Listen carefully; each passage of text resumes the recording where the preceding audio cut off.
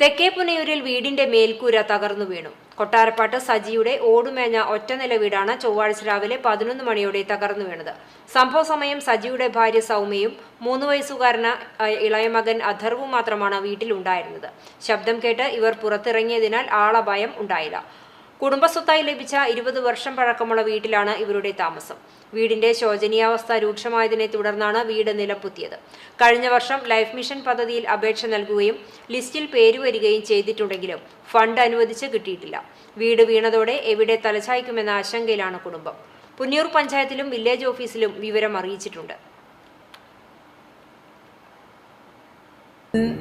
നിങ്ങൾ വില്ലേജിലേക്ക് പോയിട്ട് അപേക്ഷ കൊടുക്കാൻ പറഞ്ഞു. ഞാൻ അപ്പൊ ഭർത്താവിനെ വിളിച്ച് പറഞ്ഞിട്ട് പഞ്ചായത്തിലും പോയിപ്പോ വില്ലേജിലും പോയോ? മെമ്പർ വിളിക്കുക റിപ്പോർട്ട് കൊടുത്തിട്ടില്ലാന്നാണ് പറഞ്ഞത്.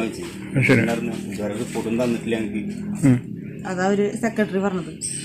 പിന്നെ വില്ലേജ് പോയപ്പോ അവര് പറയണത് ഇതിന്റെ ഫോട്ടോ എടുത്തിട്ട് കൊണ്ടുപോയോ, ഫോണിൽ കാണിച്ചപ്പോ അത് പറ്റില്ല എന്നൊക്കെ പറഞ്ഞു.